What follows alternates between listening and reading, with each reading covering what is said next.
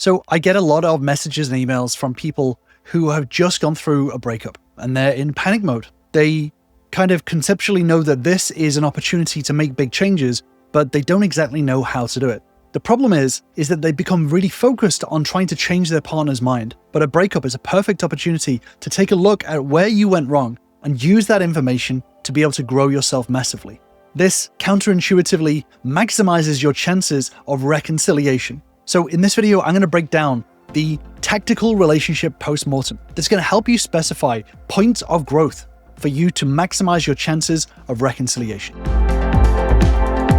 So I get it. When a breakup happens, it can be easy to fall into panic mode, to start trying to logically persuade your partner to come back, to make promises, to do a lot of low-level things to try to change the direction of where the relationship is headed, right? To try to bring your partner back to you.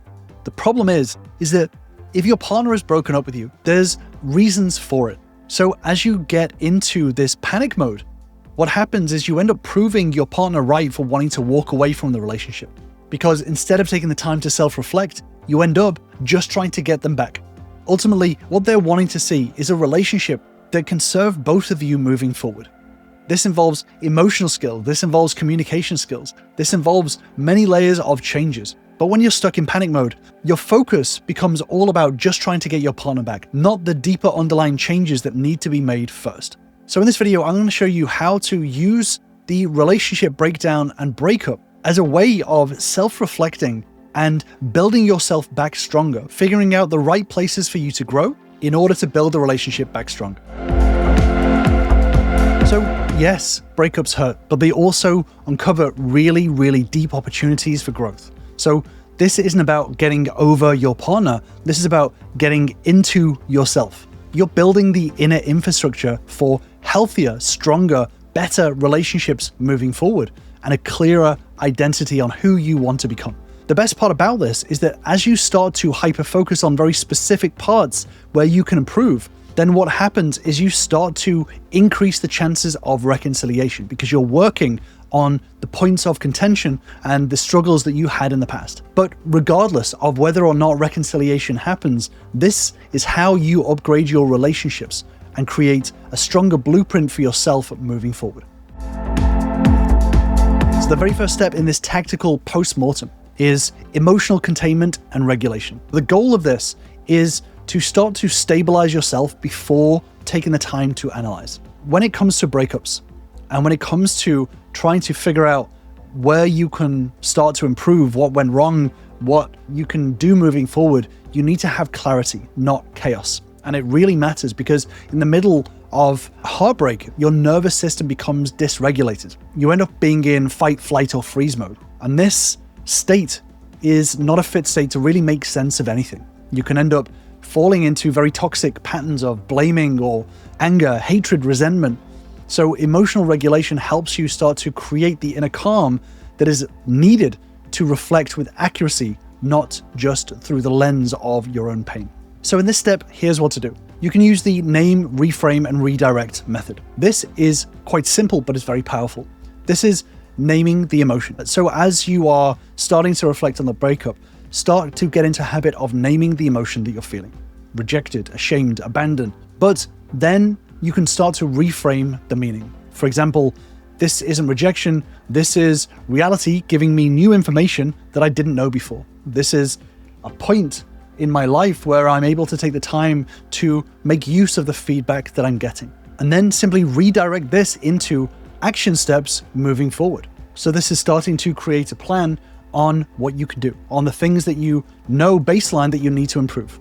This is learning how to regulate yourself as a baseline, getting good sleep, journaling, going for a walk. All of these things keep you grounded in the moment so that you can have the mental space and clarity to be able to start taking a look at some of the issues and challenges that you've had and start to move forward. Walking, breathing exercises, journaling, getting into a good habit of learning how to regulate yourself without having to rely on other people to do it for you.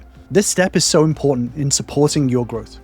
Building the tools of emotional regulation helps you to build distress tolerance. So this is one of the most important skills for any relationship. If you can stay calm under emotional fire, then it changes how you connect with your partner, with other people, with your job, with your colleagues, all of these things. If you start to build these regulatory emotional skills, then this starts to change the basis of how you connect with other people.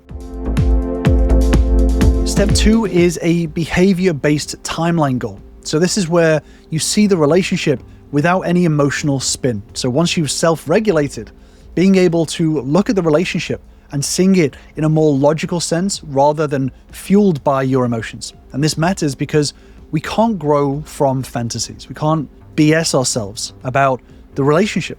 This is about getting clear on what actually happened and what your responses were. This is where our emotional and relationship patterns live. And being able to start to see the patterns that build up means that you can start to break those patterns in the future. So in this stage, you can make a 2-column log, which is on the left-hand side, what happened, this is facts and dates, and on the right-hand side, your response, what you said, what you felt, what you did in response to that. And this helps to support your growth by training what we call metacognition. This is the ability to think about your thinking and your actions. So real change within yourself starts with visibility. So being able to develop the skill of looking at the facts of the relationship and being able to look factually at what you did, how you responded, will give you the first steps to start being able to break down how to better respond in the future. Step 3 is what we call the actor-observer audit. So the goal of this is to start to expand your empathy and reduce the blame that you're putting on your partner. So it is a really important concept that my members and I dig into a lot. We often get trapped in our own perspective. So in relationships, it can be very difficult to see past your own ideas, your own thoughts, your own feelings, and put yourself into your partner's shoes. And this is what we call the actor-observer bias. Most of us stay in observer mode, and it stops us from being able to put ourselves in other people's shoes in order to understand them. When we don't understand someone, it means we're in observer mode, right? We're looking from the outside in. But learning to get over this bias and putting ourselves into actor mode changes everything. Being able to go into the actor mode helps us to understand why people do what they do, what they're feeling in those moments, and it helps to reduce the blame that we put on them when they do actions that we may not agree with. So this is part of mature relationships. This requires the ability to be able to see multiple truths. Just because you're angry doesn't mean that the other person doesn't have a right to be angry as well. So as you're going through the relationship, starting to look at the events of what happened, start to flip the script. Put yourself into the shoes of your partner and ask yourself, if I did what they did, what contexts would I have to justify it? What external pressures shaped their behavior? What were they going through? Was work difficult? Was their family situation difficult that added on extra stress? And look at the times in your life when you've done something similar.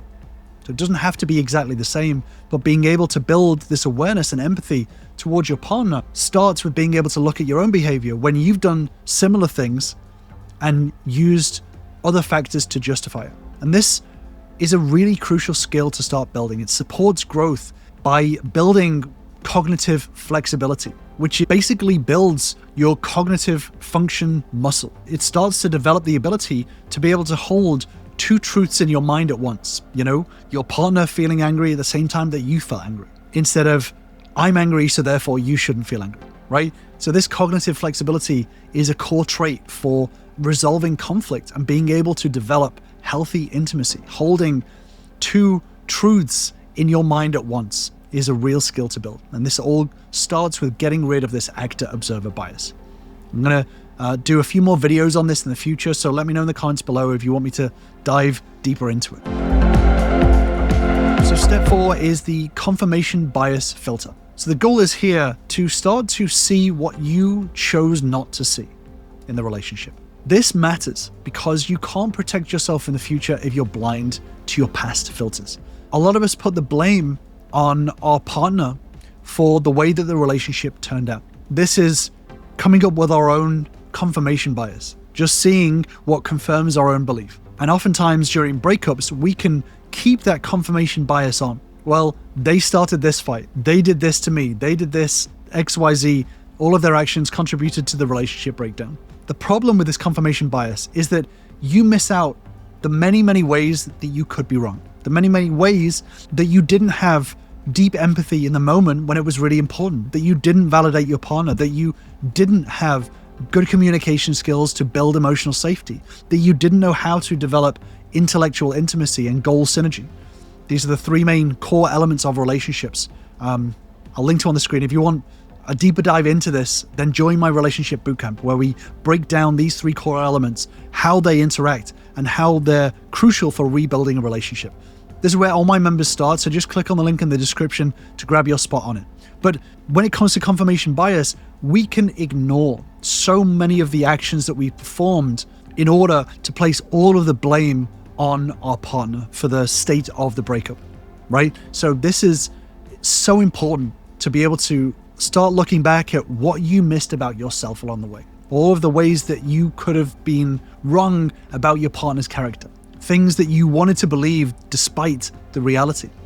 And this is so crucial for building your growth, because this strengthens your critical thinking and starts to build self-trust. You stop gaslighting yourself about your weaknesses. Step 5 is what we call the social feedback audit. So the goal here is to start to examine, start to take a look at how your environment shaped your decisions. And this matters because your growth doesn't happen in a vacuum. You are influenced by friends, by media, by advice, by social norms. Oftentimes when relationships start to break down, we can take on some really low quality advice. They may have good intentions, but oftentimes when we turn around to our friends, our family, and we say, oh, the relationship isn't going that well, she said this, she did this, so many times they will be on your side. They will say, well, it's her fault or his fault. It's their fault. You didn't do anything wrong. They will try to be supportive, but oftentimes they will say things that make you feel better, but aren't actually contributing to your growth. And so many of our friends and family can enable our blind spots. And especially during this time, for men especially, there is a lot of very toxic relationship advice out there. Content, YouTube channels that make you feel justified in hating your partner, hating women, instead of taking responsibility for your actions and looking at how they impact the relationship. And this is so crucial, especially during this time, because there is a lot of content out there that will make you feel heard, make you feel validated, and will validate those feelings of anger, maybe that are starting to build, or resentment, or pain. What a lot of content out there does is validates your feelings and says that it's okay to feel that way, but then disempowers you by putting all of the blame onto your partner or the opposite sex. They will disempower you by not showing you how much of an opportunity this is to grow in depth as a person. And they will give you every reason to hate another group of people. So there's a lot of toxic masculinity stuff out there that will tell you that women are the problem, that women are after money, that women owe you sex. There is a lot of very harmful ideas out there that will make you feel powerful, but will actually make you a weaker person. So taking the time to audit what advice you're listening to, what content you're consuming, and how you're spending this time during the breakup is going to be crucial to whether you grow as a person, become stronger, more empowered, and be able to cultivate powerful relationships, or even reconcile in a healthy way with your partner, or go down a different path, become resentful, bitter, angry, blaming the world, and developing fragility to the environment around you and other people.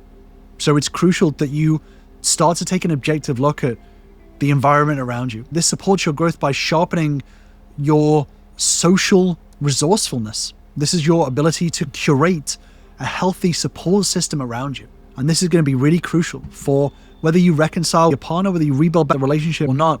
Having a healthy support system around you with good, high quality advice is going to be crucial as to whether you grow from this or fall back into the same patterns that influence this situation in the first place. Step 6 is to start to extract skill gaps. So the goal of this step is to start to name specifically what you are missing, not who you are failing to be. And this matters, the difference, because it's not about not being enough in a relationship. It's about understanding the tools that you have lacked, right?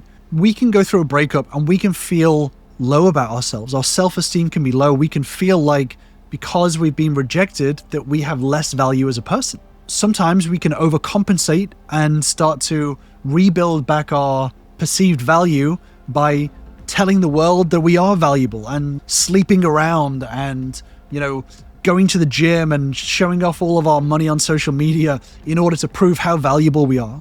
But getting out of this pendulum is really important.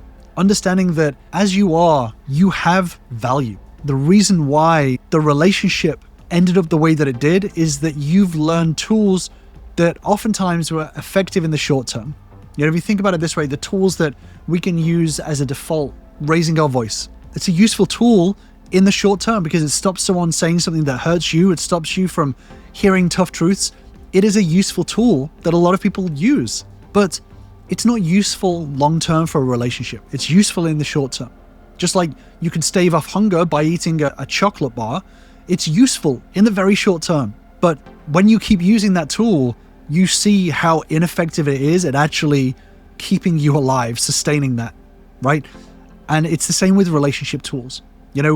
You are enough as a human being, despite the breakup, but this doesn't mean that you can't learn better tools and master those tools in order to provide even more value, become the best version of yourself moving forward. Growth becomes possible when we shift from blame to skill building. Start to ask yourself questions. When did I lose my shit, my emotions, right? Where did I communicate poorly? Did I get into people-pleasing mode? Did I get into controlling behaviors, or did I withdraw emotionally? Start to label these skill gaps. Low distress tolerance, poor metacognition, you're thinking about thinking, relying on others to validate my self-worth, avoiding conflict. Labeling these skill gaps will support your growth by helping you to start to be more specific about where you can start to move as you grow forward. You can't grow what you can't name. So start to be very specific as to these skill gaps. And then step 7 is what we call the narrative identity reframe. So the goal of this step is to start to change your breakup story. And as a result of that, start to change your self story. So this matters because the identity that you hold creates the behavior that you live. When you start to shift your story from they hurt me to I became stronger, your whole future starts to change. You start to live a very different story, and it shifts the focus of this story from a perceived villain to a hero. So in these moments, you can ask yourself, what role did I cast myself in the relationship? Did I put myself as a victim, as a fixer, as a martyr? And then start to ask yourself, how did that keep me stuck? You can ask yourself, what is the new role that I'm choosing? What do I want to grow into as I start to move forward? And start to write your new identity statement. For example, I'm someone who learns deeply from experience. I now respond with calm, I communicate with clarity, and I don't push my opinion on other people, breaking emotional safety, as an example. Start to rewrite that story. The next step is to form 3 hypotheses to test in future relationships. So the goal here is to start to turn these insights into action. And this is important because learning without any sort of application is just information. Oftentimes it becomes wallowing because you just sit there thinking about all the things that you've done wrong, but then you don't do anything to change it, right? So this is where you start to actually become that new person, that better partner now, not just someday. So start to write 3 experiments. For example, if you were a people pleaser, you can start to formulate hypotheses around that. As an example, if I start to raise my concerns about things earlier on, it means that I won't say yes as much. This is formulating your hypothesis. If I stay regulated during conflict, I'll avoid it escalating. If I maintain strong friendships, then I'll stay rooted within myself. And these hypotheses can be tested out in the wild. This supports your growth by collecting feedback. Relationships are feedback systems. So start to use the relationships around you as practice labs for your new skills. Start to build these hypotheses, start to find your antithesis, the ways that you could be wrong, but test these hypotheses along the way. And this will help you to start to grow further. The next step is to create a relationship decision framework. The goal here is to make your relationship a conscious choice, not just living in hope, not just falling for this idea of compatibility. This is about a conscious choice. And if you want a deeper dive into compatibility, I'll link to a deeper dive video that I've made up above and in the description down below. But for this, set 3 checkpoints. Make a checkpoint for month 1, month 3, and month 6. And then at these checkpoints, do another post-mortem, but a post-mortem on your new self. And ask yourself important questions like, am I showing up as the person that I am wanting to be? Or am I falling into all traps? Am I moving in the right direction as a partner, or am I staying in place? Am I building the right communication tools here, or am I learning ineffective tools? This supports your growth by training discernment, not just sitting and allowing attraction to bubble up and sit there and do nothing. This is about creating a deliberate choice to be within the relationship and to continue to grow it in the right way. And the final step is to write your final post-mortem statement. So the goal of this is to close the loop with clarity, compassion, and self-leadership. So in this, include what you now understand about your behavior, the beliefs that you're letting go of, the things that you're unlearning, the tools that you are training in, and the identity that you're stepping into. So as an example, I used to avoid conflict and hope that my wants and needs were just guessed. I now understand that relationships without expressing yourself clearly isn't real connection. So what I'm doing now is I'm building strength, I'm practicing emotional steadiness, and I'm learning how to be able to communicate my wants and needs effectively moving forward. And I'm leading myself with integrity. Throughout all of this, as you go through this breakup and post-mortem, this helps you to shift from wallowing, feeling bad, and not using any of this information as the goldmine that it is. It shifts you into training mode. So this is about evolving, being able to build your emotional intelligence, being able to build your relational skills and a stronger identity. And this is so effective, whether you choose to reconcile, rebuild a relationship, or pursue a new relationship. You're going to be able to use this time as the fuel for your growth moving forward. And this isn't just self-help, this becomes self-leadership. So like I said, this is something to do whether you are going through a breakup, whether you're trying to repair a relationship, or whether you're pursuing a new relationship. It doesn't really matter. Being able to look back and deconstruct effectively a post-mortem on the relationship, previous relationships from years ago, being able to look at that and being able to accept the responsibility to make those changes moving forward is a really, really powerful tool. And like I mentioned before, if you do want to join us, join me and the other members, everyone starts on the Relationship Bootcamp. This breaks down some of the fundamentals of relationships to understand how they work and where the specific points are to rebuild the relationship moving forward. Like I said, I'll leave a link in the description if you want to join us. But if you want to start early and you want to click onto a YouTube video, then take a look at this video, which digs into emotional safety. This is one of the fundamental concepts of relationships. If you understand this, then you can understand how it impacts everything that is built on top of it. So I'm going to leave you with that deep dive video on emotional safety, and I'll see you over there.